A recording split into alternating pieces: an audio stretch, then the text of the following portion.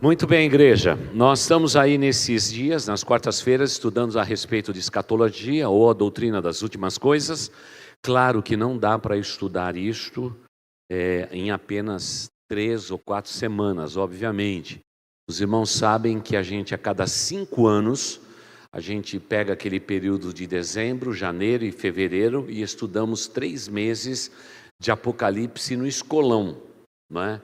Só que não vai ser agora, né? Vai ser só no outro ano, tá bom? Mas é uma oportunidade gostosa de você aprender um pouquinho mais e crescer espiritualmente também. A gente não consegue, como já falei, esgotar o assunto, porque o assunto é bastante complexo. Mas eu quero recordar aos irmãos de que um dos downloads mais feitos no nosso site é esse do quadro cronológico do Apocalipse. Nós vamos começar por ele, só para dar uma olhadinha. Você pode perceber ali que tem um quadro cronológico e você deve ir ao site da nossa igreja e baixá-lo. Eu sempre recomendo que a gente faz em A4, você dobra ele e você coloca sempre na última página da sua Bíblia, passa lá uma colinha lá, em uma das pontinhas dela, para não sair dali, porque toda vez que você estiver em algum lugar, andando, viajando, entrando em outra igreja e for falar do assunto do Apocalipse, é muito importante que você abra ali e pode conferir. Claro que essa posição é a posição da nossa denominação, não é? Como batistas, na declaração de fé, o que está escrito é o que está aí, cronologicamente está certinho com a nossa aferição doutrinária. Hoje nós vamos falar sobre aquela nuvenzinha lá em cima, está vendo aquela nuvenzinha lá, azulzinha? Não é? O primeiro item lá em cima é Tribunal de Cristo, aquela parte ali do Tribunal de Cristo. E nós vamos dar uma pinceladinha pequena ali naquele juízo final. Você está vendo aquele arco quase no fim de todas as coisas ali? É o juízo final, não é? Que você tem tanto em negrito embaixo, o juízo final, mas quando você sobe, vem ali o trono branco. E nós vamos falar a respeito desses 2 pontos, mas eu gostaria que você também não se esquecesse que naquele período chamado da Nova Jerusalém, que está aí em verdinho, nós vamos então ali ter também a ressurreição dos santos do Antigo Testamento, que vem está vendo que tem uma chavezinha que vem lá da segunda vinda de Cristo sobre a terra, no período da batalha do Armagedon. Nós precisamos entender esses 3 pontos. Esses 3 pontos para nós são os mais importantes para que a gente possa crescer um pouquinho mais nesta noite, para que a gente possa se desenvolver um pouco mais esse sentido. Todos dizem que entender o Apocalipse é algo realmente enigmático, difícil. Não, a gente precisa ter um esquema de estudo. E esse esboço que vocês têm aí é um esquema de estudo, em que você pode, ponto a ponto, versículo por versículo, acompanhando a doutrina e indo lá, como ele é cronológico, você vai lá em Apocalipse, você vai pegar esse texto e diz, ok, Tribunal de Cristo está aqui, a ressurreição dos santos do Antigo Testamento está aqui. Você deve sublinhar e anotar isso tudo, porque isso faz concordar com aquele esboçozinho que você leva no final da sua Bíblia. E hoje, essa doutrina é uma das mais estudadas no mundo, principalmente o Apocalipse. Por isso que palavras como final, apocalíptico e coisa parecida é muito comum nos nossos dias. Hoje volta-se a fazer canções falando a respeito dos últimos dias. E a igreja passou basicamente 100 e poucos anos sem cantar muito o céu, mas agora volta a cantar o céu. Mas vamos começar pelo Tribunal de Cristo. Se você puder abrir a sua Bíblia, em 1 Coríntios capítulo 3, 1 Coríntios, primeira carta de Paulo aos Coríntios, capítulo 3, os versículos de 11 a 15, 1 Coríntios, capítulo 3, os versículos de 11 até 15, então nós vamos ler, eu vou ler na versão que eu tenho aqui no estudo que eu já fiz anos atrás, não é? Para que a gente possa acompanhar. 1 Coríntios 3, versículos de 11 a 15. Olha o que o apóstolo Paulo fala a respeito do Tribunal de Cristo. Ele diz assim: porque ninguém pode pôr outro fundamento além do qual já está posto, o qual é Jesus Cristo. E se alguém sobre este fundamento formar um edifício de ouro, prata, pedras preciosas, madeira, feno, palha, a obra de cada um se manifestará. Na verdade, o dia a declarará, porque pelo fogo será descoberta, e o fogo provará qual seja a obra de cada um. Se a obra que alguém edificou nesta parte permanecer, esse receberá galardão. Se a obra de alguém se queimar, sofrerá detrimento, mas o tal será salvo, todavia, como pelo fogo.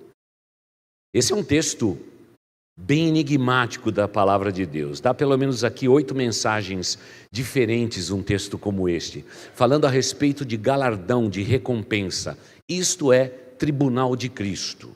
Quando acontece isso, irmãos, é simples entender. A igreja está vivendo sobre a face da terra e aí vem o arrebatamento. Num abrir e fechar de olhos seremos arrebatados. O que vai ficar, se eu fosse arrebatado agora, ficaria minhas roupas, ficaria esse microfone caído no chão e eu subiria. Naquele momento, no abrir e fechar de olhos, eu receberia um corpo de glória, semelhante ao corpo de Cristo Jesus na sua ressurreição, e receberia a mente de Cristo. Por isso, sempre ensinamos, não fica fazendo aquelas perguntinhas humanas, dizendo, quando eu chegar no céu, pastor, eu vou perguntar para Paulo qual era o espinho na carne, né? Eu vou chegar no céu e vou perguntar se Pedro negou 3 vezes Jesus porque Jesus curou a sogra dele. Irmãos, não tenho que perguntar, porque nós vamos ter um corpo de glória e a mente de Cristo. Você não vai ficar assombrado por ver Paulo passando perto de você. Você não vai ficar assombrado por ver alguém passando por você, porque você tem um corpo de glória e a mente de Cristo. Está tudo respondido. Não existe diferença entre pessoas nos céus. E o que nos iguala é ter um corpo de glória e a mente de Cristo. Dito isto, Jesus Cristo não pisa na terra. Nós vamos encontrar com Jesus nos ares. É um ponto celeste. E naquele mesmo instante, no abrir e fechar de olhos, nós seremos arrebatados de onde estivermos.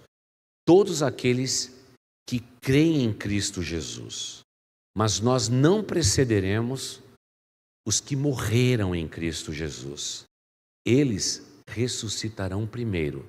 E depois nós, os que estivermos vivos, nos encontraremos com Jesus nos ares e estaremos para sempre com o Senhor. Ponto, acabou. Então veja só, quem já se encontrou com Jesus nos ares, vai passar pelo tribunal de Cristo, mas não para condenação, porque já está salvo. E qual é o penhor? O penhor é um corpo de glória e a mente de Cristo, ponto. Não tem dificuldade. Mas por que então Deus precisa ter um tribunal? Por que ele tem que fazer esse tribunal, conforme o apóstolo Paulo nos diz no capítulo 3 de 1 Coríntios? É porque a justiça de Deus precisa ser satisfeita. Porque aqui na terra, cada um de nós, através dos nossos dons e talentos, demos a nossa contribuição para o reino de Deus. Isto é levado em conta no tribunal de Cristo. E lá seremos agalardoados. E a palavra galardão significa também recompensa. E tem crentes que vivem na igreja e não faz nada para Deus. Tem quem trabalha o tempo todo para Deus. Tem gente que trabalha o tempo todo para Deus, mas é pura ocupação. Não tem o coração, não tem a alma naquilo. Quem é que julga isso? Só aquele que retamente pode julgar as intenções do coração e os pensamentos humanos. Quem será o juiz? O nosso Deus Todo-Poderoso, através da pessoa de Jesus Cristo. Ele é o galardoador. Tanto é que o apóstolo Paulo diz que é Jesus Cristo. Não é? Por isso que o fundamento de Cristo na vida de uma pessoa é mais importante do que tudo. Então eu preciso começar perguntando para você, qual que é o fundamento? Qual que é a fundação? Qual que é a rocha na qual você edificou sua vida espiritual? É Jesus Cristo? Há realmente boas religiões hoje no mundo, mas o fundamento não é a pessoa de Cristo Jesus. Quer ver um exemplo? Adventistas. Para eles, o fundamento não é Cristo. Uma boa denominação. Faz um trabalho gigantesco. Mas tem um problema muito sério. Na doutrina de Ellen White, o fundamento não é Cristo. Cristo é esperança. É a esperança daquele que virá um dia para buscar a sua igreja. Mas o fundamento é a obediência dos preceitos estabelecidos por aquela igreja, por aquela denominação. Você pode pegar o budismo, o islamismo, você vai descobrir que a base não é Jesus Cristo. Não é Jesus Cristo. Por isso o apóstolo Paulo diz: se alguém lançar um outro fundamento que não seja Cristo, infelizmente no dia do tribunal de Cristo haverá decepção. Porque a pessoa vai dizer, não é, no tribunal de Cristo, eu deveria ir para o tribunal de Cristo, eu não teria que ir lá para o fundo, lá para o trono branco, para receber a condenação ou o grau de condenação. Eu teria que ser justificado pelas obras que eu fiz. Mas o apóstolo Paulo diz: obra humana não conta, o que conta é a intenção do coração. Porque se a motivação de alguém estar aqui, por exemplo, tocando, é aparecer, meu irmão, está perdido, cara. Se alguém está aqui no púlpito simplesmente para ter status, está perdido. Se alguém fizer a obra de Deus baseada no sentimento de uma obra pública, uma contribuição, doação, e que isso é que tem valor, no dia que for provado pelo fogo, o que é a ideia do tribunal de Cristo, a gente vai descobrir se é ouro, se é pedra preciosa, ou se é madeira e palha. Claro que a gente poderia fazer um estudo do que significa pedra preciosa na Bíblia, não é? Ouro puro, prata, poderíamos fazer estudos sobre madeira e tudo mais, e isso daria bons sermões aí. Mas por que Deus estabelece? Porque Deus é fiel e Ele tem que satisfazer o seu sentimento de justiça. Porque dentro da casa de Deus, há pessoas que nada fazem para Deus, simplesmente usufruem. Estão aqui simplesmente para ser usuários. Deus não gosta de usuários. Deus gosta de adoradores, que o adorem em espírito e em verdade. Muitas vezes nós podemos achar que alguém, pela sua aparência, vai ser uma pessoa extremamente agalardoada. E quando chegar no céu haverá uma grande decepção. Porque a nossa vida humana, desde o dia da nossa conversão, será contada diante dos olhos de Deus. Deus vai passar um filme na cabeça de todo mundo, porque nós já teremos a mente de Cristo. Ninguém vai poder chegar no tribunal de Cristo e dizer como Batista: peço a palavra. Eu acho que tem alguma coisa errada com o meu galardão. Não vai dar. Porque já na mente de Cristo o filme já passou e você sabe o tanto que você de fato serviu a Deus de coração e o quanto que você fez simplesmente como uma oportunidade de serviço. Porque Deus precisa satisfazer a sua justiça para que você possa dizer: venha viver o milênio comigo, venha reinar comigo, venha fazer isto. Deus precisa satisfazer a sua justiça. Daí, a figura que o apóstolo Paulo usa é um edifício, cuja base é Cristo Jesus. Agora, um monte de gente coloca Cristo como a base. Está salvo, redimido, está indo para o tribunal de Cristo. Vai ser condenado, vai para o inferno? Não, vai para o céu. Só que quando chegar lá, vai ser provado pelo fogo. A ideia de provar pelo fogo é que não vai descer fogo do céu, porque você já está no céu, irmão. Fica tranquilo. Mas a ideia da linguagem bíblica é a provação. Você vai ser provado na tua obra. Deus deu dons, talentos e habilidades, capacidades. Tudo que você tem que ser realmente dedicado a Deus. Você não pode dar simplesmente o teu voto de consagração e um dia de conversão. Você tem que dar a sua vida inteira ao Senhor. É isso que Deus pede, é esse grau. E é baseado nisso, é que o fundamento é Cristo. Está posto lá? É Cristo. Você colocou, você está salvo. Mas agora vai ter o galardão. Eu sei que quando a gente fala de galardão, todo mundo pergunta: pastor, mas se tiver galardão vai ter diferença no céu. Eu vou olhar, por exemplo, para a vida de um irmão lá da igreja lá e vou dizer: o galardão dele é maior do que o meu. Ele está segurando uma espada maior, a minha espada é menor. Então não é nada disso, irmãos. Tem várias maneiras de a gente explicar isso, mas a maneira mais interessante dela é que quando você chegar lá no céu, você passar pelo tribunal de Cristo, o filminho passar na tua cabeça das obras que você fez, a maneira com que você viveu a vida cristã, o que você colocou em cima do fundamento da tua conversão. Um anjo vai dizer: ok, meu filho, pode entrar aqui e pegar a tua veste. Aí você vai chegar lá, guarda-roupa gigantesco, milhões de pessoas, e você vai dar uma olhadinha e tem lá o cabide do apóstolo Paulo. Você fica à vontade, se você quiser vestir a roupa de Paulo, não vai caber. Porque a veste de Paulo é de Paulo. O galardão já está ali. Você pode querer vestir a roupa de outras pessoas que você conheceu na terra. Não vai funcionar, não vai ficar perfeitamente o seu tamanho. Mas vai ter um cabide com o seu nome.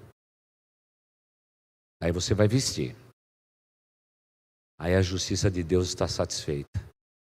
Porque você está recebendo as vestes que é justa para você, mediante aquilo que você fez sobre a face da terra, edificando sobre o fundamento que é Cristo Jesus. Se você colocou palha, não vai dar em nada. Se você colocou madeira, até que é um pouco sólido e faz fumaça. Mas se você colocou pedras preciosas, almas salvas, vida consagrada no altar, aí o seu galardão vai ser perfeito. Pode ter certeza que nos céus tem uma veste com o seu número e a justiça de Deus está satisfeita. Tribunal de Cristo. Tanto é que o que mais inflama o coração de Paulo naquela questão é que a igreja mais forte, mais cheia de donos, mais cheia de dons, talentos e habilidades era a de Coríntios. Tinha de tudo naquela igreja. Tinha até crente.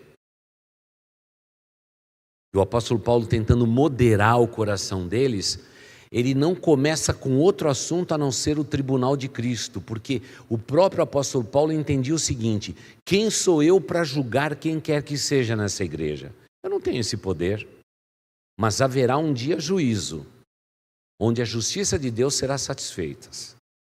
E ele não está falando de incrédulos, ele está falando de salvos.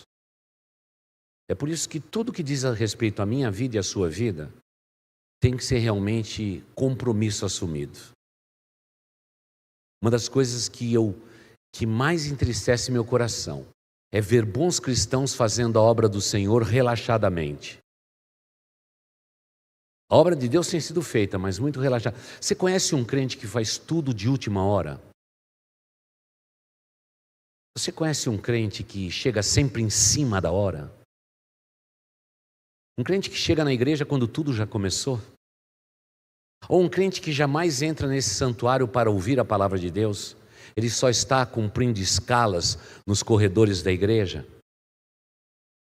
Pois é, eu não posso doutriná-los, eu não posso obrigá-los, mas um dia o justo juiz vai se levantar e o filminho vai passar.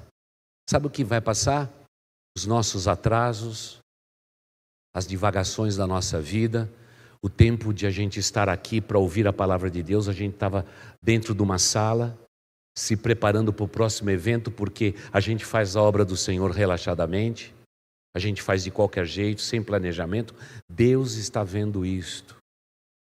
Deus está vendo isto, porque isso é importante, porque Ele permitiu que eu e você, sobre a base sólida que é Jesus Cristo, pudéssemos edificar a nossa vida.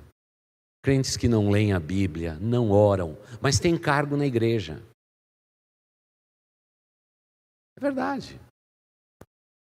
Você acha que Deus simplesmente vai deixar passar em branco, que o nosso Deus é assim? Irmãos, se Ele diz lá que vai ter a ressurreição dos santos do Antigo Testamento, nós vamos ser arrebatados antes dos profetas, antes de Abraão, antes de todo mundo. O tribunal de Cristo é para nós. não é para os santos do Antigo Testamento. Obviamente, tudo acontece no tempo, fora do tempo humano, não é? No tempo de Deus, onde 1000 anos é como um dia e um dia como 1000 anos.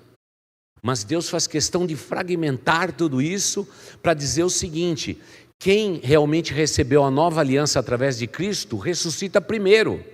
Quem morreu em Cristo primeiro, logo depois quem estiver vivo. E a gente vai passar pelo tribunal de Cristo e depois vem um outro padrão de julgamento, onde Deus vai satisfazer a sua justiça. Aí vem a ressurreição dos santos do Antigo Testamento, para estar junto conosco. Esse é o zelo de Deus. Esse é o zelo de Deus. Mas hoje vivemos de improvisos. Hoje nós vivemos de qualquer jeito.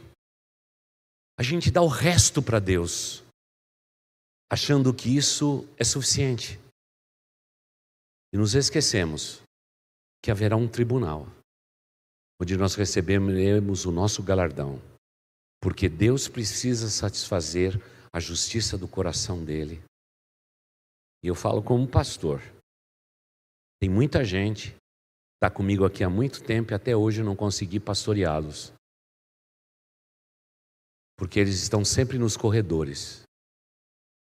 Sempre em atividade. Nunca querendo pastoreio. Mas sempre querendo pastorear. Haverá um juízo. Haverá um juízo. Muitas vezes as pessoas dizem: pastor, precisa pegar esse pessoal e levar para o conselho de ética e disciplina. Fica tranquilo.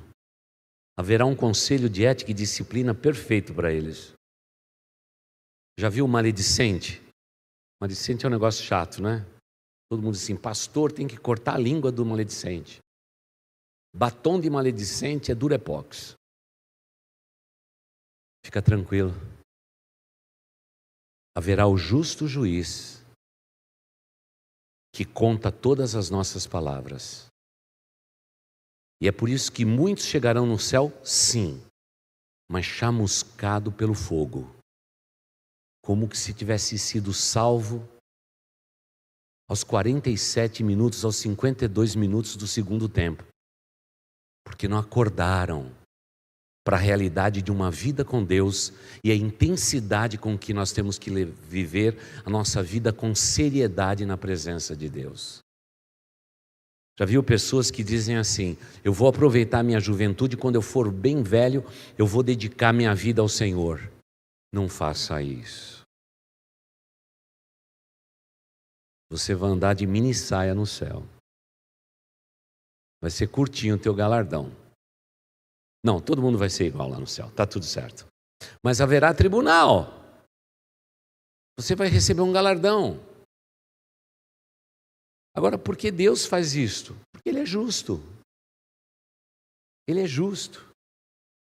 Da mesma forma que Ele cuida de nós com toda a justiça, Ele exige que nós sejamos justos com Ele. É muito fácil eu comprar um adesivo e dizer assim: Deus é fiel. Agora o adesivo que eu não quero pôr no meu carro é aquele. É aquele. Você é fiel a Deus? Esse a gente não coloca.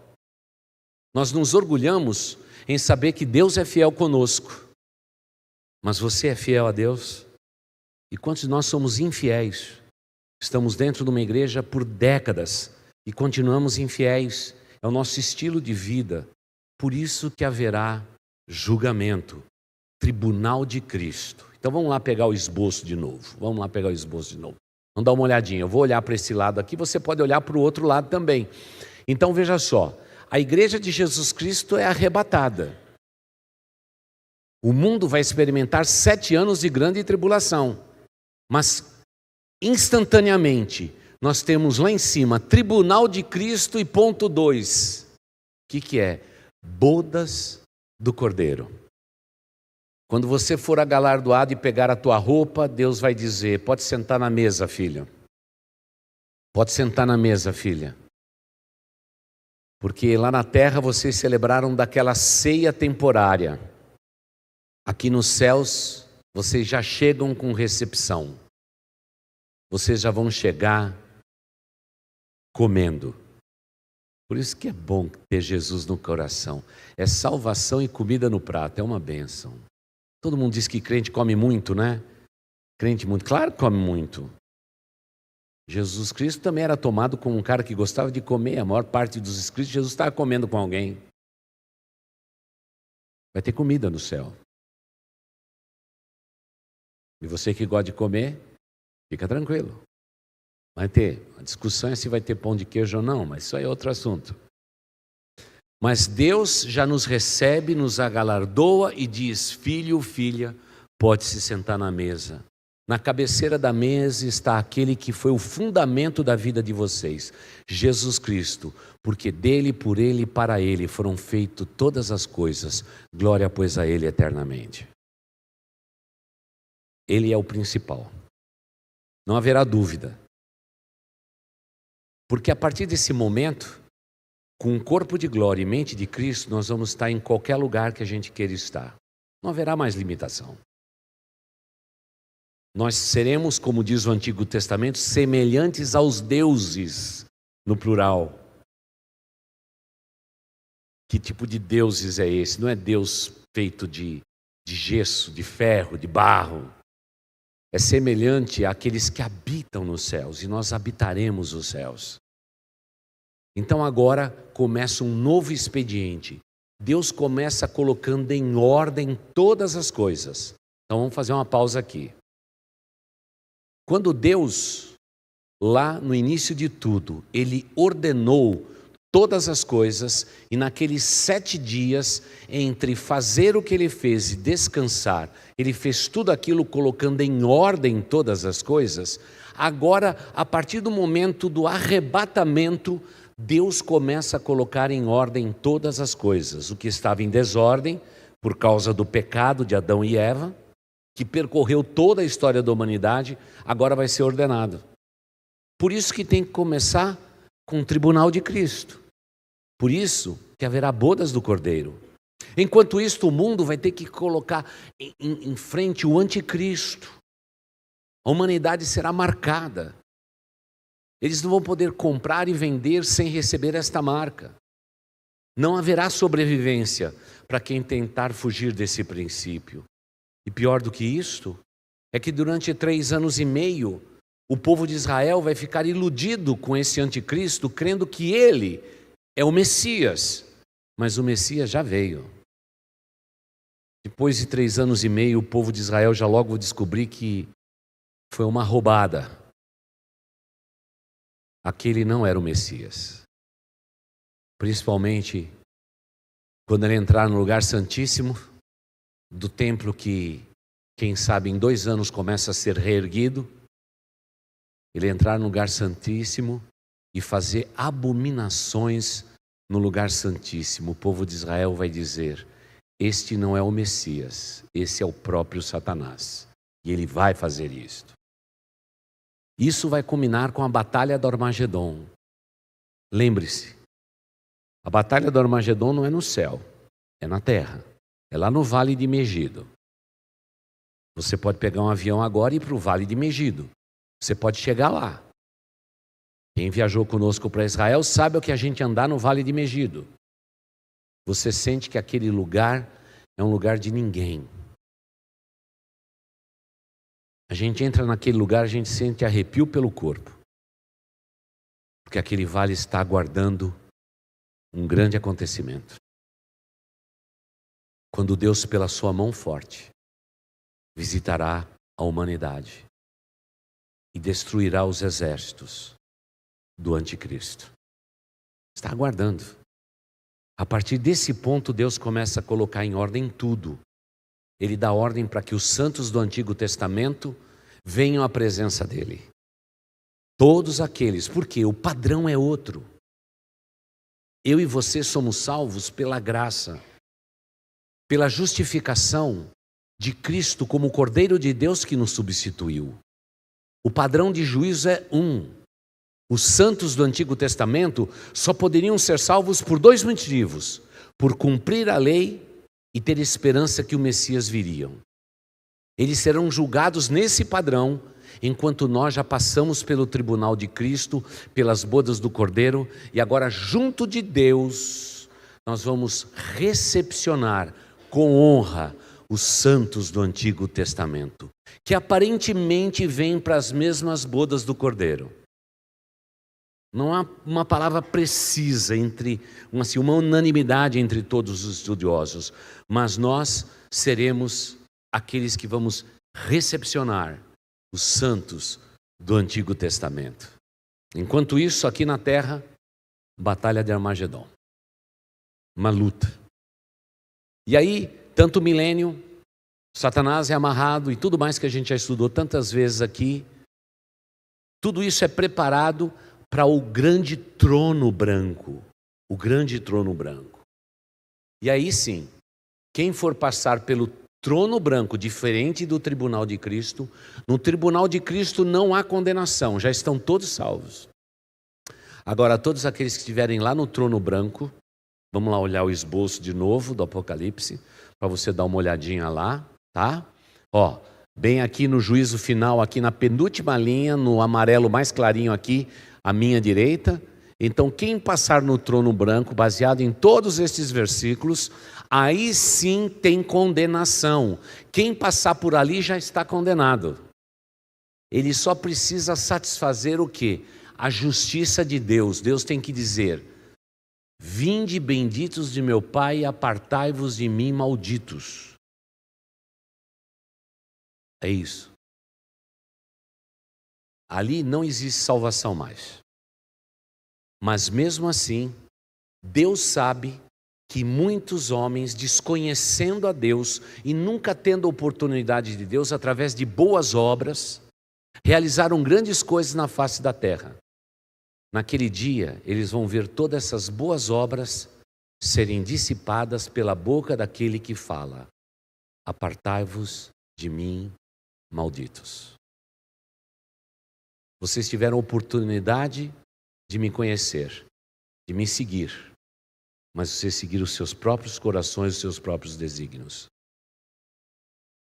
Aquele vai ser um dia muito triste, porque Deus não fez o inferno para os homens. Deus fez o inferno para Satanás e os seus anjos. Aquele vai ser um lugar apertado, mas é para lá que boa parcela da humanidade já vai estar. Porque uma coisa é passar pelo tribunal de Cristo para galardão, outra é a passar no trono branco para condenação. Tudo isto para que possamos, a partir daquele ponto, como a gente pode ver no esboço, a gente pode ver que então naquele arco, então é eternidade. Ali descobrimos novos céus e nova terra, não é? Na parte de baixo escuro, inferno, condenação eterna e etc. E aí tem um período que não tem fim, tanto para nós quanto para aqueles que não creram. Pastor, e as pessoas que não creram? Como eles vão poder sofrer e queimar no fogo e enxofre que arde por toda a eternidade?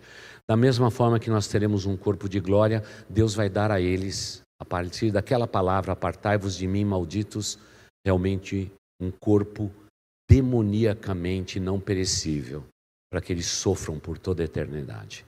Isso não causa prazer em Deus, porque Deus não planejou isto. Nosso Deus é um Deus de amor.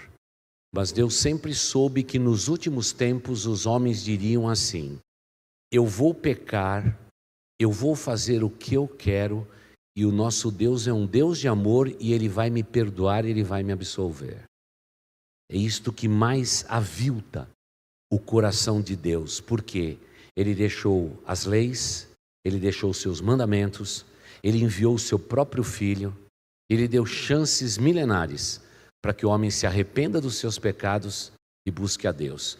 Mas nos últimos tempos, os homens serão amantes de si mesmos, adorando muito mais a si mesmo do que aquele que vive para sempre. Então haverá juízo, haverá juízo. Muitas vezes, quando lemos o quadro do Apocalipse, a maior parte das reações é sempre a mesma. Puxa vida, mas eu pensei que nós pregássemos um Deus de amor, só que do jeito que O pastor explicou hoje, parece que nosso Deus não é um Deus muito de amor, não. Ele é um Deus muito bravo, um Deus rancoroso. Não, Ele não é um Deus rancoroso.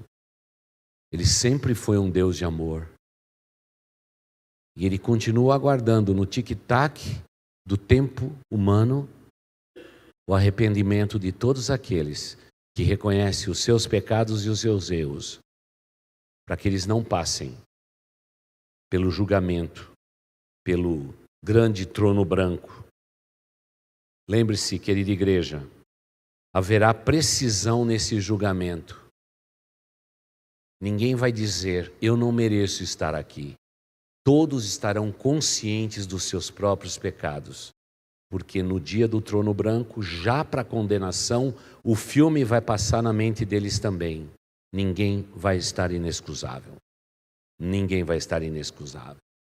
E mais terrivelmente do que isto, parece que da mesma forma que para muitos crentes, a ideia de dons, talentos e habilidades são tão fortes, muitas pessoas estarão naquele dia dizendo, puxa vida, mas o Senhor é um Deus de amor. Nós achamos que vai ter fórum privilegiado para a pessoa reclamar. Não, só o que passou na mente, a pessoa vai dizer para si mesma, eu mereço a condenação eterna. Nós é que seres humanos somos bonzinhos e queremos então prescrutar quem vai, quem não vai, segundo o nosso próprio juízo. Naquele dia, todos estarão inexcusáveis, porque a precisão do julgamento de Deus será cirúrgica. O texto de Apocalipse 20, verso 11, que nós vamos ler, diz assim, Apocalipse 20, 11. Então vi um grande trono branco, e o que estava sentado sobre ele, da presença dele fugiram a terra, o céu, e não se achou lugar para eles. Tamanha é a precisão do trono branco. E vi os mortos grandes e pequenos, que estavam diante do trono, e abriram-se livros. Abriu-se outro livro, que é o da vida. Os mortos foram julgados pelas coisas que estavam escritas nos livros, segundo as suas próprias obras. Ninguém vai estar inexcusável. Não pense você que um assassino vai chegar lá e dizer assim, eu matei porque eu estava zangado. Que um homossexual vai chegar e dizer, eu fui criado desse modo. Não tem possibilidade. Porque naquele momento Deus vai satisfazer toda a sua justiça. E a precisão é cirúrgica. Não nos enganemos. Não devemos estar numa igreja nos enganando e nos assoberbando daquilo que não existe, porque esse território do Apocalipse não pertence a nós, é todo ele divino. E haverá juízo eterno. Eu gosto muito de um texto de Jó, capítulo 34, verso 11, que diz assim, segundo a obra do homem, ele lhe paga, e faz a cada um segundo o seu próprio caminho de escolhas. O homem é fruto das suas escolhas. Jó 34, 11. Jeremias, tempos mais tarde, vai dizer, os teus olhos estão abertos sobre todos os caminhos dos filhos dos homens, para dar a cada um segundo os seus caminhos, as suas escolhas e os frutos das suas ações. Jeremias está dizendo que Deus deu os seus mandamentos, o homem deve obedecê-los. Um pouco mais adiante no Novo Testamento, Hebreus 4,13 vai nos dizer, sabendo que nada há que se esconda da presença de Deus, porque Ele é perfeito juiz. Ou seja, o grande trono branco, quando estabelecido como nos diz as Escrituras Sagradas, trará a lume a medida da ira de Deus quanto à desobediência. Por isso Romanos 2,5 é perfeito. Mas segundo a tua dureza e o teu coração impenitente, entesouras ira para ti mesmo, no dia da ira e da manifestação do juízo de Deus. Romanos 2,5, lembrando que ele está falando a respeito de fornicação, de adultério, de homossexualismo, do homem abraçar com homem, mulher com mulher, homem se deitar com animal e todo aquele tipo de coisa que é tão comum, está lá em Romanos. Haverá juízo para isso. E é claro que a palavra do Salmo 53:3, ela é perfeita, dizendo que uma vez que somos gerados de novo, temos que entender que não há na terra nenhum que faça o bem, que concorda com os textos de Romanos dizendo que todos nós somos pecadores. A grande verdade é que o nosso coração clama por uma justiça segundo o nosso próprio entendimento. Mas essa justiça não será feita por homem. Essa justiça será feita pelo próprio Deus. No tribunal de Cristo, é Cristo quem julga. No trono branco, é do próprio Deus que criou todas as coisas, é que vem a palavra de juízo para aqueles que realmente o desobedecem. Apocalipse nunca será um livro fácil. Ele vai ser sempre pouco lido.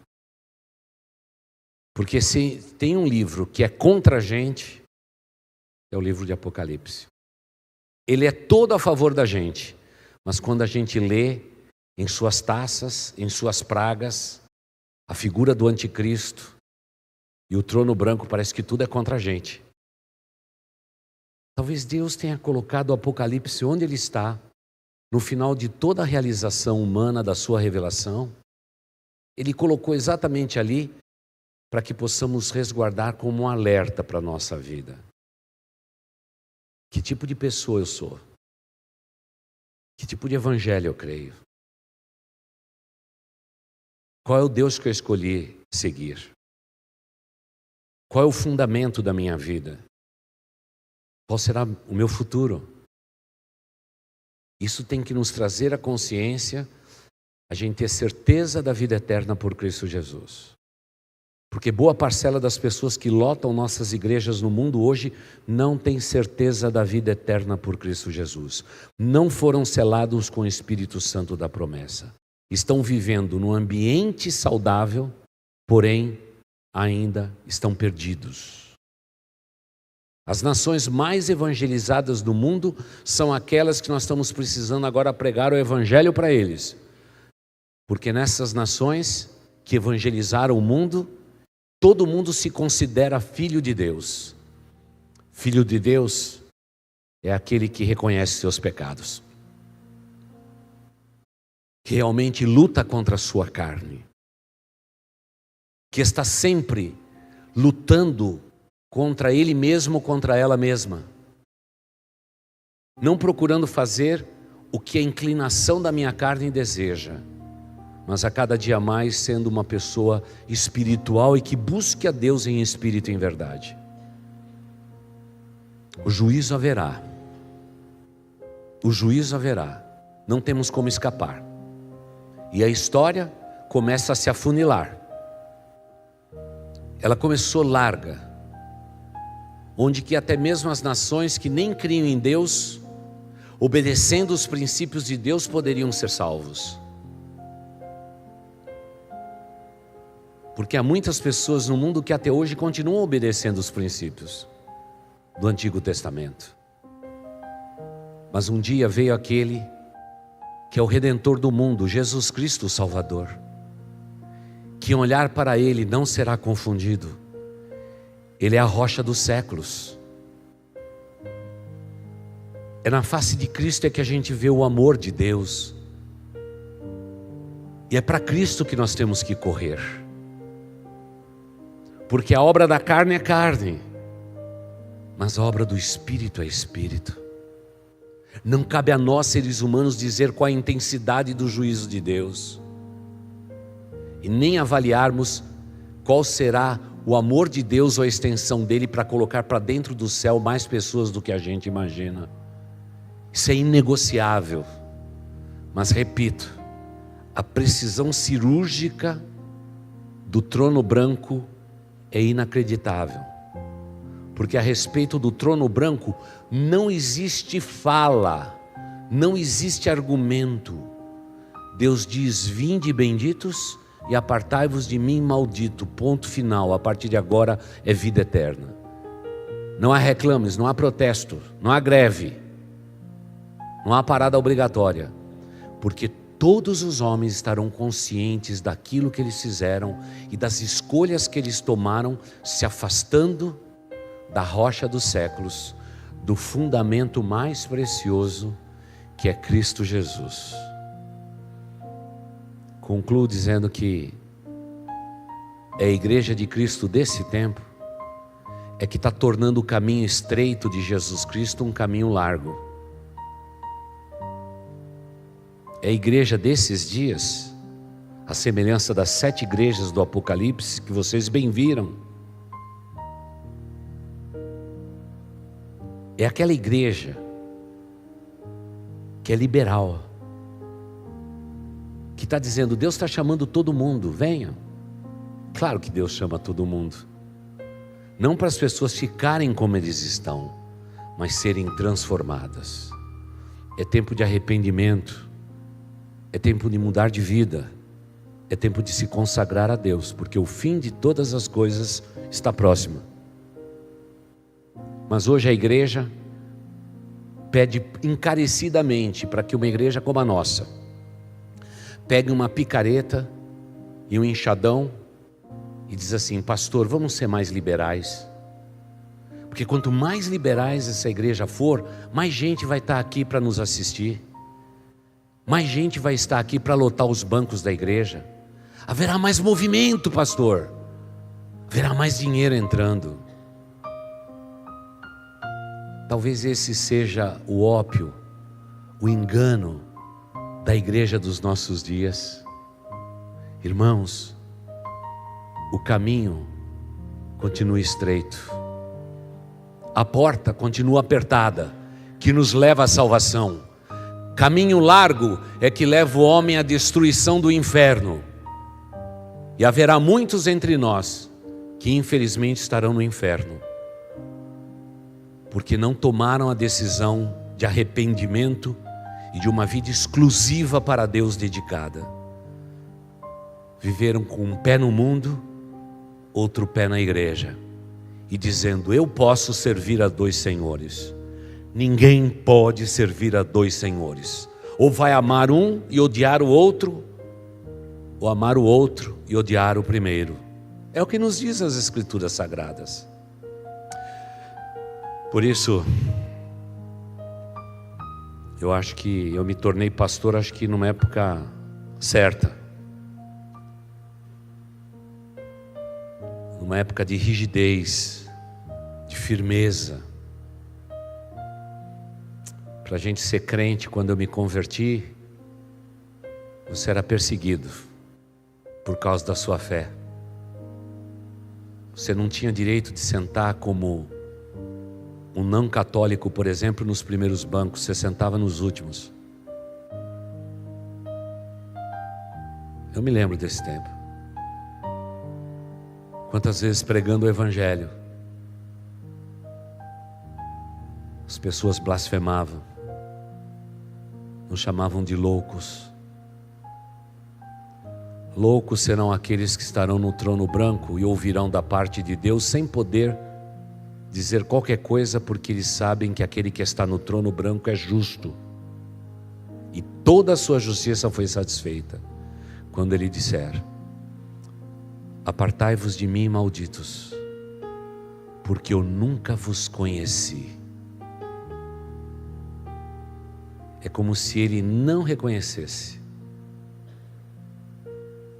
Aquele vai ser um dos dias muito tristes. Mas lembre-se, não haverá tristeza no nosso coração, porque de novo nós teremos a mente de Cristo e um corpo de glória. Não haverá mais sol para a gente se recordar das coisas que ficaram para trás. Cristo será a luz do universo e Ele brilhará com exatidão todos os dias. Não haverá mais trevas, não haverá mais choro, não haverá mais dor, não haverá mais morte. E é quando Deus vai dizer: vinde, benditos de meu Pai pela boca de Cristo. Possui o reino que é preparado para vocês, desde o antes do mundo ser formado, já está pronto. É para vocês. É para vocês. É por isso que eu sempre me emociono. Não tem como ser diferente. Quantas vezes eu olhava para as estrelas e dizia: que desperdício. Milhões de corpos luminosos, galáxias incríveis, mas eu não posso estar lá. Eu sei que a Terra é linda, mas andar por essas estrelas deve ser uma experiência inacreditável. Como fui tolo. Desde antes da fundação do mundo, Deus já tinha dito: Wagner, eu vou andar com vocês pela estrela. O universo vai ser nosso. Não haverá limites mais. Porque tudo que Deus faz é perfeito. Só existe uma coisa que Deus não aceita e abomina. É a dureza do coração do homem diante do amor imensurável de Deus. E é pela dureza do coração humano é que haverá o tribunal de Cristo para nos justificar e até falar conosco de perto a respeito de galardão. Mas haverá o trono branco para dizer a todos: a igreja esteve tantos anos sobre a face da terra dizendo: o dilúvio vai vir, o fim de todas as coisas está chegando, mas os homens, à semelhança de Noé, vão relutar em crer e serão condenados, como aconteceu no tempo de Noé. Parece que o arco-íris não pertence a este ou aquele grupo. O arco-íris pertence a Deus.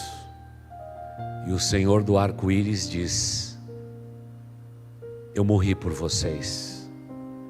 Se arrependam dos seus pecados e me busquem em espírito e em verdade, para que vocês possam estar no tribunal de Cristo, sentar-se às bodas do Cordeiro.